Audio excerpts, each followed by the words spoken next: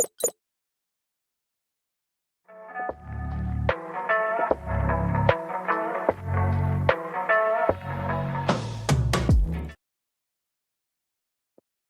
everyone, and welcome to Kingsley Gate in the Spotlight series, Her Corner Office, where we bring you inspirational journeys of leading women executives. I'm Muna Awadova, partner with Kingsley Gate, and in our today's episode, I'm joined by Farah Hamdan, the general manager for Zimmer Biomet covering Middle East, Africa, and Turkey. With her master's in international business, Farah built 20 years of commercial experience, having spent 12 years with Novartis, followed by senior leadership roles with Abbott and Becton Dickinson, focused on business transformation, enabling the growth in emerging markets.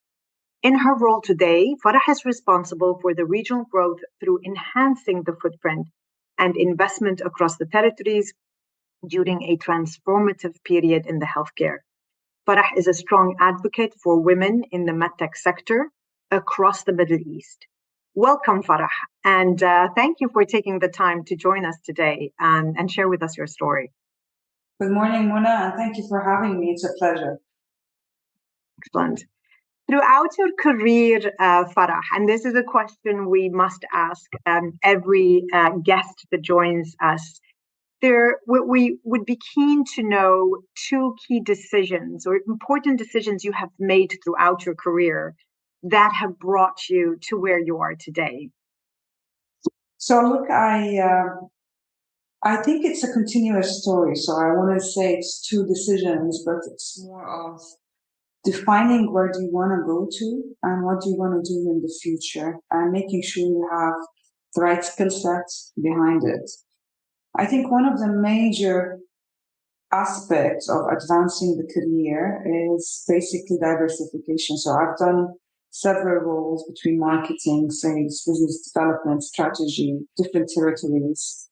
I took several stretch assignments in the multinationals that I have worked through, all with a aim at the end of the day to do a general management role. So I think it's more of the diversification, understanding where do you want to go and defining the what, let's put it in this way. The second thing I think that's extremely important while advancing your career is developing a network of sponsors and a network of mentors around you that can really help you advance the future and make sure that you understand the areas of strengths that you have and the areas of development that you have, and making sure that you have a genuine talk with someone that can really support you, can really help you understand and shape the way you want to do the business and how you take decisions in the future in a safe zone.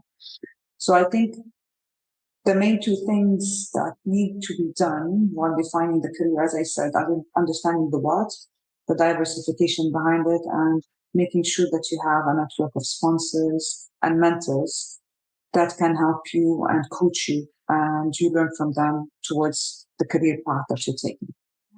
But if you go back to your personal journey, were there any particular cross roads where you had the option to go left and right, but you have made a decision to take another path? That would be interesting to know, and why you made that decision.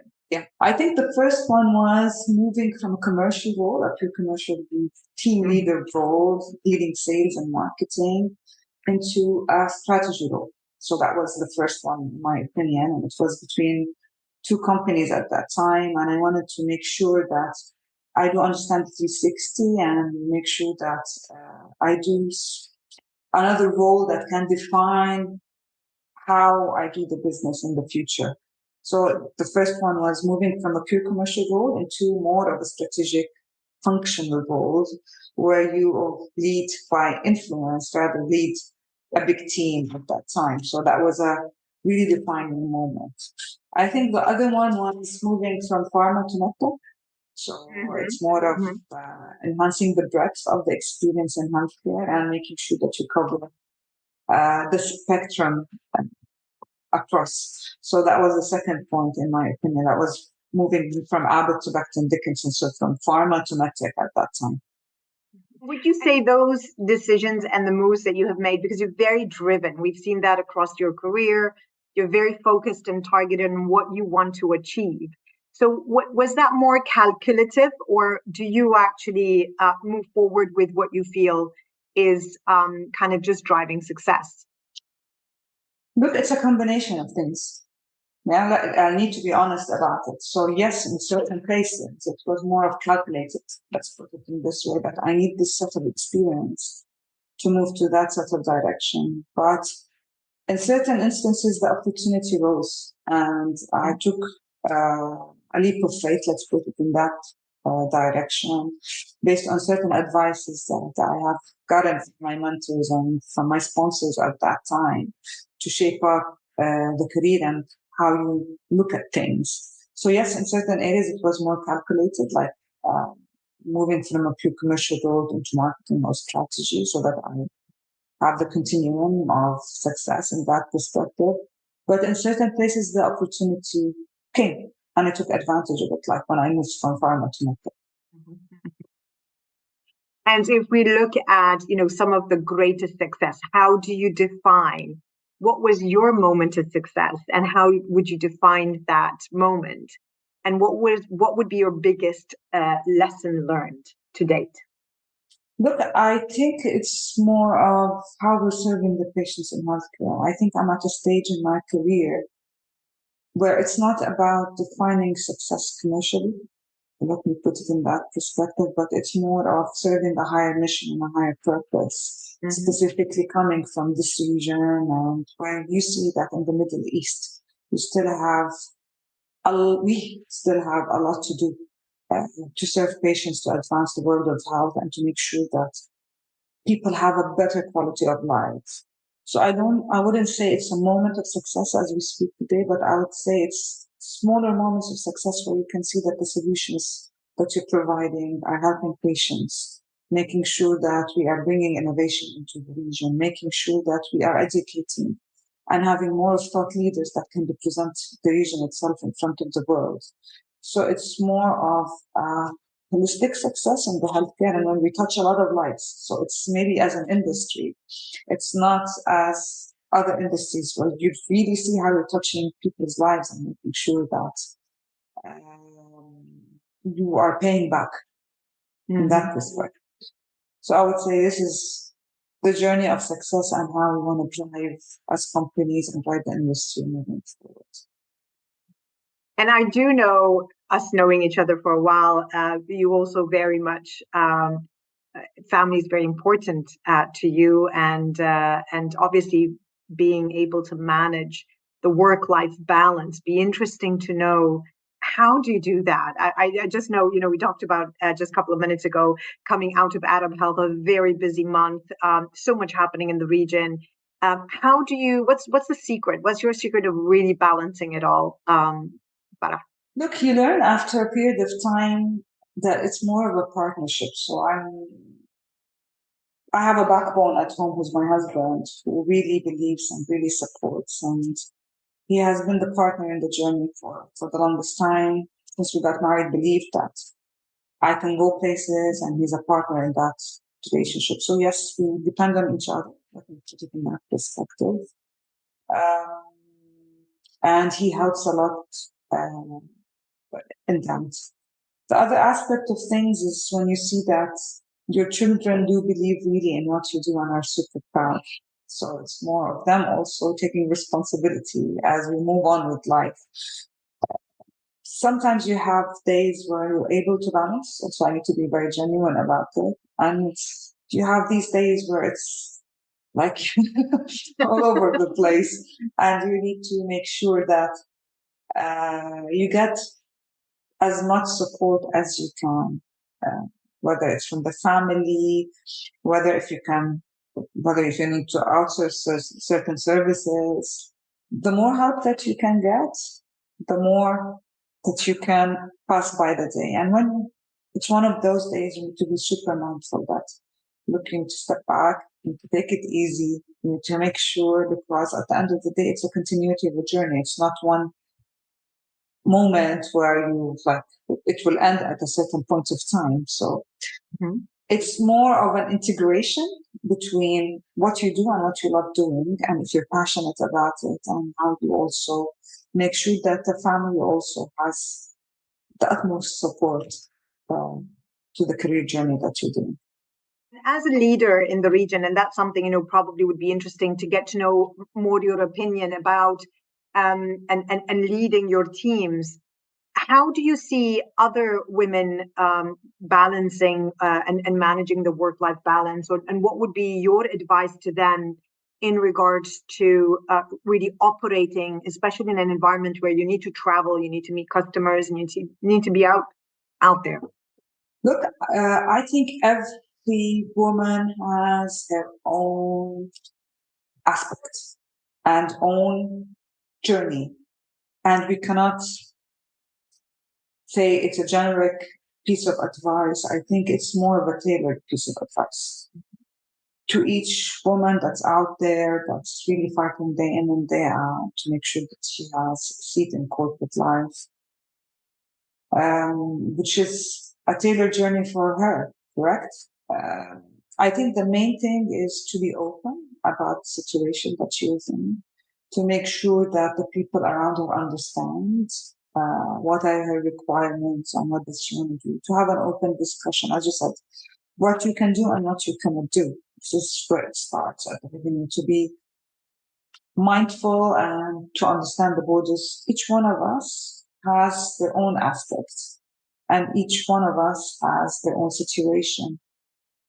What I can do, another lady might is able to do more or less, depending on the situation that she is in and depending on the support system she has. But the most important thing is defining what she wants to do, making sure that the system around her understands what she wants to do.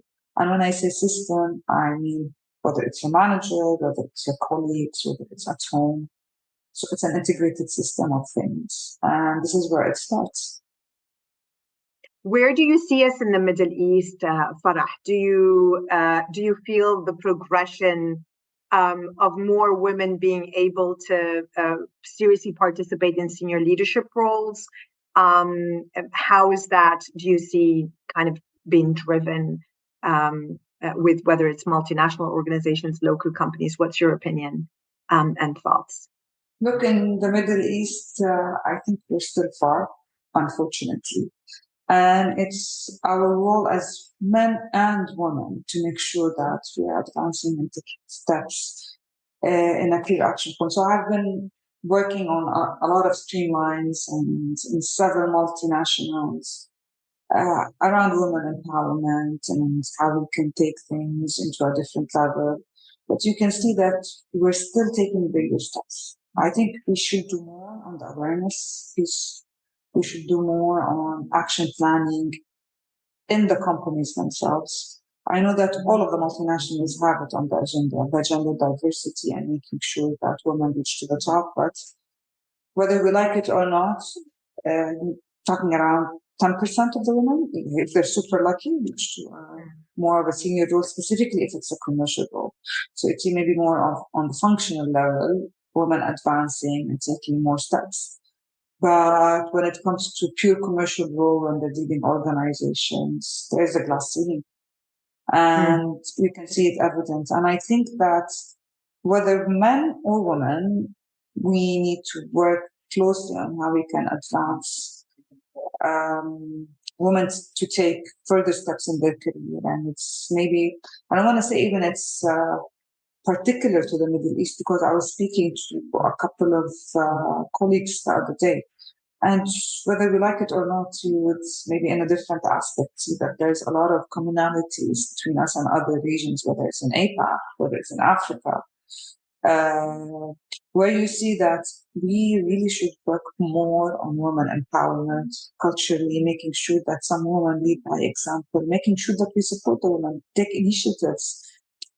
For me, whether it's a single mom or a working mom or a single lady or a married lady, it has its aspects, and it needs more of our attention. And as I said, back to the tailored initiatives to help women, whether it's on their career aspect or how we can make sure that they're trying to balance on the family. So from our past conversations, Farah, we also talked about some of the key personal fears that women may have, particularly looking at the commercial roles, moving into commercial roles and taking those steps. But there's that fear of making mistakes, and that can also be a reaction of them not wanting to take risk or moving forward, as opposed to our male colleagues that would just basically go for it. 100%. Look, in general, as an aspect, and you find that this is common attributes, let me put it in this perspective, that women do suffer from imposter syndrome. And what do I mean by that? That they always have the feeling that they're not good enough.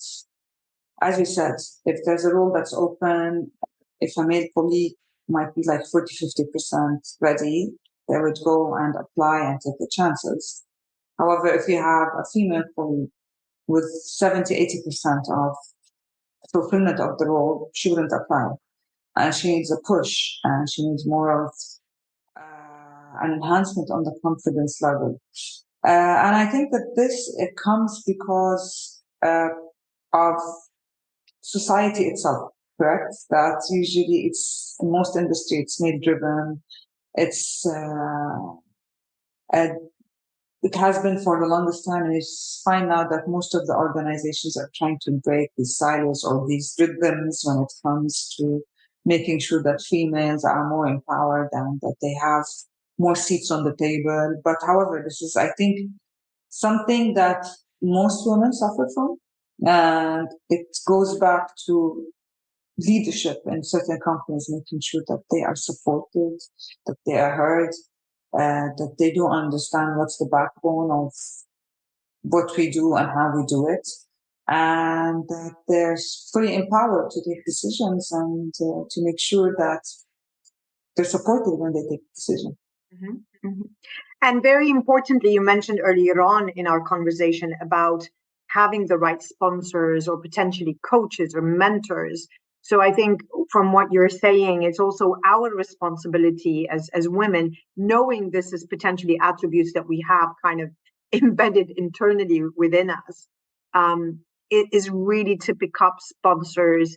What is your advice on for women to identify within the organization, sponsors or potentially even coaches? What would be the structure there? First thing that I think, whether it's woman or man, what you need to do is define what you want to do. Where do you want to grow? And what do you need to do to reach there? So the what and the how.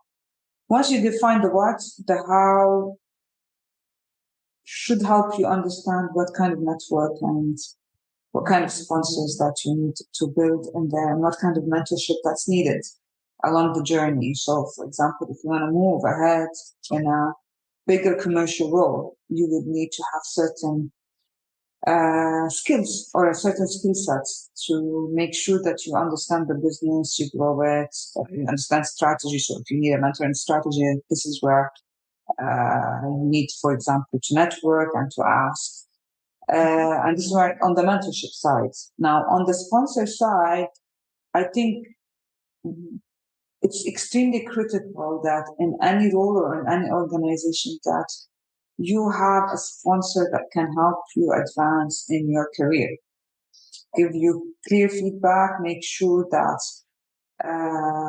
they're the person that are behind making sure that they open your eyes on certain things, or make sure that if there's a certain opportunity in the organization and they see that you're fit there, that they can advocate for you in the background. So it's a mix of two things: a mentorship or coaching, where you need to learn on certain aspects of how you shape your career, or if there's a certain area of development that you would like to tackle in specific, and a sponsor who makes sure that he or she advocates for you and make sure that you advance in your career and push you forward towards a certain common objective. Very helpful. Thank you. Thank you, Farah. And the one area we talked about just a second ago, we touched on, with the growing importance of diversity and inclusion and gender diversity in organizations, what would be your advice from, to organizations and companies, whether it's the HR functions, whether it's the hiring leaders or the leaders themselves that are looking to bring in more gender diverse team members? What would be your advice to the companies and to the organizations? The first thing is, I think, to define the spectrum. What do I mean by that? Or the journey from hiring, promotion, inclusion, making sure that certain senior women are supported. So let's define the spectrum, because it's not about one tip that touches a certain person. I think it's along the journey itself, and to understand where do we have gaps. So if you have gaps, for example, it starts from the beginning. If you have gaps in hiring, correct, you need first of all to attract more women into the organization when it comes to gender diversity. Once you attract them, you need to make sure that they're supported and the talent is taken care of. And when you take care of talent, what do you mean? Experiential learning, making sure that they are supported, making sure that you have certain initiatives or certain programs to make them stay. For the talented individuals in that circle, you need to make sure that they're also defining their career path and making sure that the company is supporting them. So I think it's a multifaceted approach. It's not one advice that fits all, but the most important thing, it starts with defining where does the company stand or where's the corporate stand in regards to the journey and where do they have gaps and how they can fulfill that. Mm-hmm. And as you are involved within as well empowering women in the medtech sector, where are some of the areas that you feel are shortfalls of the sector and you would like to kind of more embrace or increase or do more of? Look, I think it's also, it goes back to what I said previously. It's the same. So I think it's more attracting, making sure that we have more women from a junior perspective join the organization. Train them, coach them, make sure that they are supported to do the job properly, and making sure that there are certain initiatives to take care of the full aspect of how we can support females, whether single, married, moms, in these organizations. So you see that some of the organizations focus in this part of the world have taken serious initiatives, like, for example, opening childcare in their buildings to make sure that they are the partner of choice or the preferred, let's say, organization for women to work in, whether men or women, let's put it in that perspective, if not working parents, so that I'm fair. And you see other organizations still very far from taking any kind of initiatives to gender diversity. So in general, I think that in medtech in specific, you see that there's a big move, but I need to see how we can define it and pay it forward for the groups of people that are joining medtech recently and how we can advance it. So I still think that we're at the beginning of the journey, as an honest opinion. So Farah, thank you so much for your time today. Any advice to our listeners? Any last thoughts you would like to share with us? First of all, Mona, thank you so much for having me in this important initiative to start with. I'm so excited to see how we can shape, again, the future of females more in the medtech industry. And I think that it is a duty on all of us, whether men or women, to make sure that we take this seriously and make sure that we have specific initiatives that can be action planned, that can take it to the different level. Now, back to the piece of advice that I would always genuinely give is, one, believe in yourself. So in any career journey, there's a lot of ups and downs, and all of us have passed through that. So believe in yourself, make sure that you have your what defined super clearly, and that the skill set that you're building behind that takes you to that direction. Make sure that you have a good network around you of sponsors and mentors that can really help define what do you need to work on and how do you need to do it, and be open to take feedback, because if you're not, then this is the first aspect of not helping yourself. Okay, so taking feedback, making sure that you take it in the right aspect and with the right mindset of being open and making sure that you work on things and rely on your strengths while working on things, not to deviate and start thinking about the areas of development and forget that you are who you are because of your areas of strengths. Let's put it in that direction. And just to summarize it, it's more of the understanding where do you want to go and how do you want to do it, and make sure that you have it covered when it comes to the network that's around you, and be mindful and open about receiving feedback across the career journey. Excellent. Thank you so much, Farah, once again for sharing your story and your advice with us. And we wish you continuous success on your journey ahead.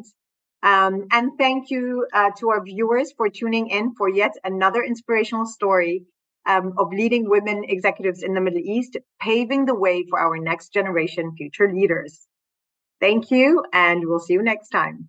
Thanks. Thank you so much, Mona, for having me, and looking forward to advance the world of health with my colleagues in this region. It's a pleasure. Thank you.